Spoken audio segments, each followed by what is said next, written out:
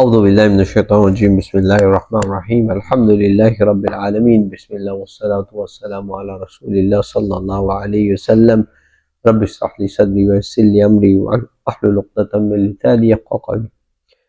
Assalamu alaikum brothers. Today inshallah we are doing the topic in Riyadus Saleehin on the obligation towards parents, that is looking after parents, and the bond of kinship. And today inshallah we're going to read verse from Surah Al-Ahqaf, where Allah mentions about the obligation towards parents. أعوذ بالله من الشيطان الرجيم ووصينا الإنسان بوالديه إحسانا. And we have instructed men to be good and dutiful to their parents. ووصينا الإنسان بوالديه إحسانا. And we have instructed men to be good and dutiful to their parents. So what do we come to know from this verse, brothers? Number one, obligation of kindness to parents. When it comes to parents, one of the things that we need to show to our parents is kindness. Okay? Allah commands every person to treat their parents with goodness, respect and excellence. So number one, goodness, speak nicely to them, look after them, and always have respect for the parents. And then number three is, when we are doing all of this, we need to do it to a very high level. Now for example, if your mom or dad says, give me a glass of water, you see, we could get a glass of water, but we could say, not again.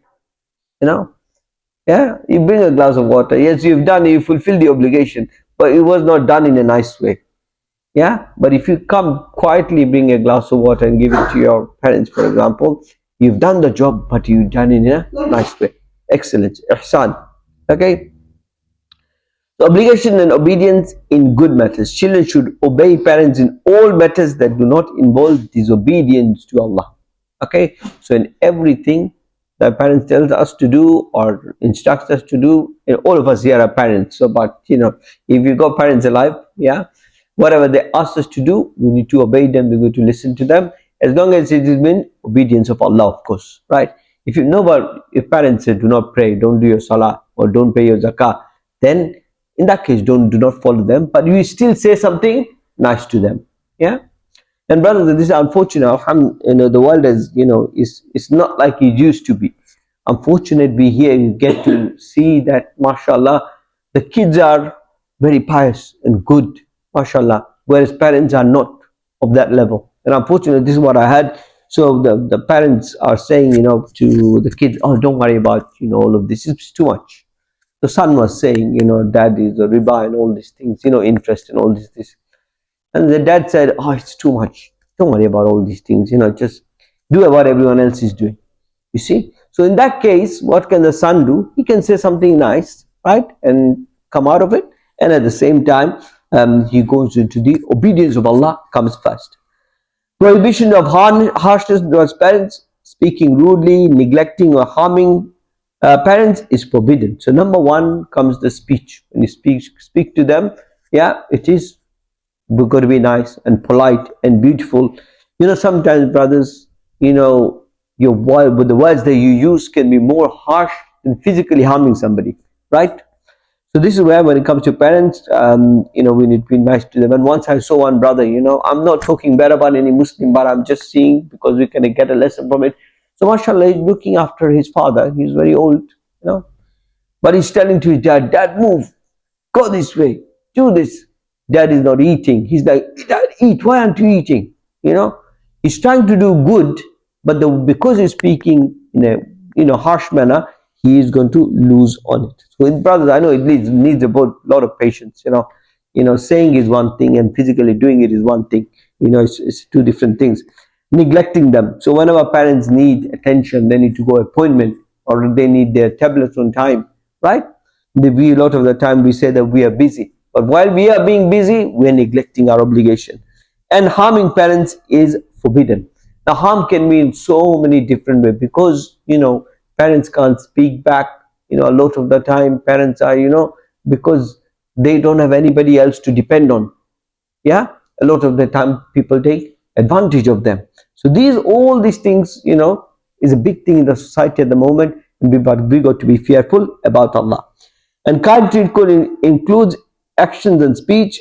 This could be financial support, gentle speech. A lot of time we got to be patient, service, and emotional care are all part of ihsan. Okay, so some of the examples of ihsan. The right of parents is great in Islam. Their rights come immediately after the rights of Allah in many Quranic verses. Wherever Allah mentions Tawheed, وَعْبُدُوا اللَّهَ وَلَا تُشْرِكُوا بِهِ شَيْئًا وَبِالْوَالِدَيْنِ إِحْسَانًا. Right after the worship of Allah, Allah said the first thing is the what you call obligation to our parents. This is very, very important, brothers, and we need to all take it seriously.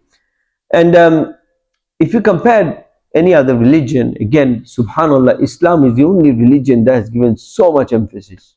Yeah, no other religion speaks like this, like how highly we speak.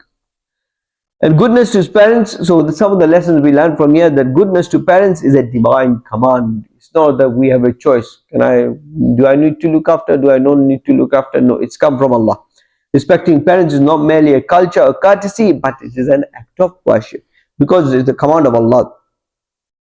Islam emphasizes gratitude. Parents sacrifice greatly for their children, especially during their upbringing. And if you look into the life of our parents, from young age to being adulthood, how much of the parents sacrifice?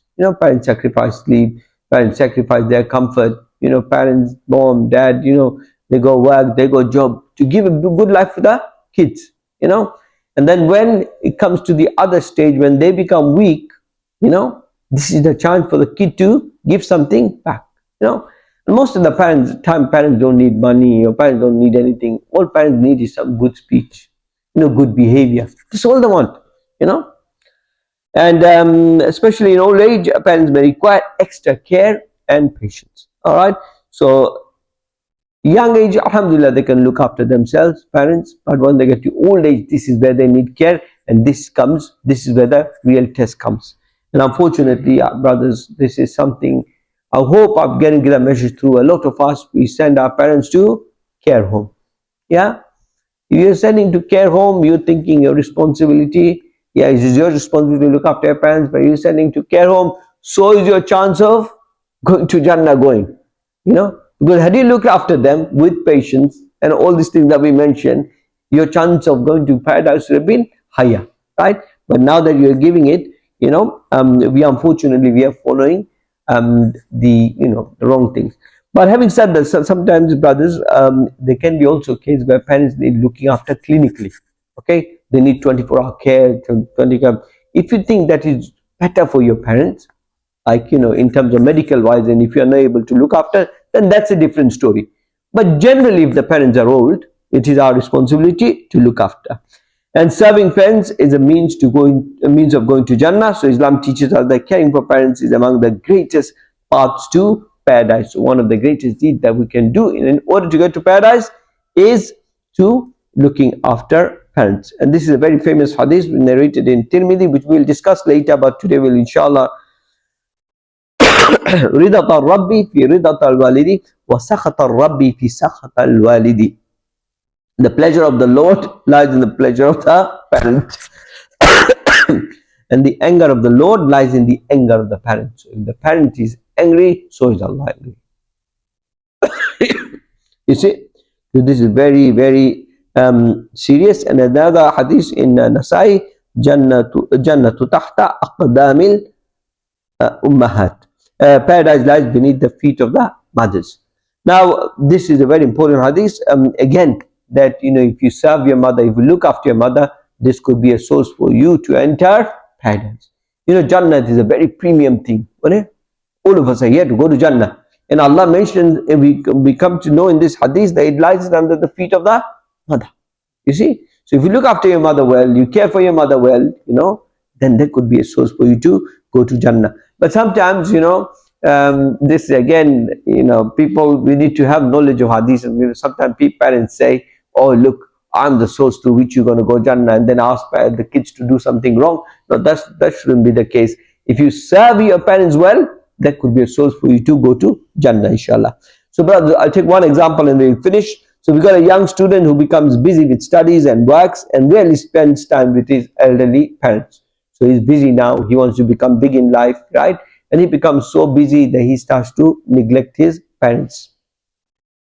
Reflecting on this ayat, وَوَصَّيْنَا الْإِنسَانَ بِوَالِدَيْهِ إِحْسَانًا, he begins dedicating time daily to check on them. Now he reads this verse of the Quran and he realized, what am I doing? So he is now spending some time with his parents.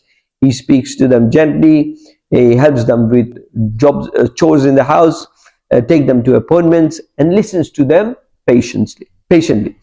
Even when tired, he remembers that this is an act beloved to Allah. All right. So sometimes brothers can be difficult, but you got to remind ourselves, I'm doing it for the sake of Allah, because Allah wants me to do it. Okay, and this is what this brother he does. He does it remembering that it is an act of the Allah loves, and the outcome would be family bond becomes stronger. Okay. Number two, the parents feel valued and cared for. And if parents are happy, what are the parents going to do? Parents are going to start raising their hands and make dua for the kid. You see? And the child earns reward and blessings through serving them sincerely. So this is a very important chapter, as we said, brothers. Inshallah, we have taken a lot of examples, we have looked at it. And inshallah, what we need to do is speak to our kids about these things. That Allah has emphasized this very heavily in the Quran, and this is where we need to do. The society that we live in doesn't promote all of that. The society is more about individualism. Look after yourself, how you can be big. But Islam teaches us the opposite. Yeah? We need to look after other people. Of course, we need to look after ourselves as well. And we need to look after everyone else around us. We ask Allah to, inshallah, give us the ability, inshallah, to act upon what we had. And may Allah give all our parents Jannatul-Firdaws. Wa akhir da'wana alhamdulillahi rabbil alameen.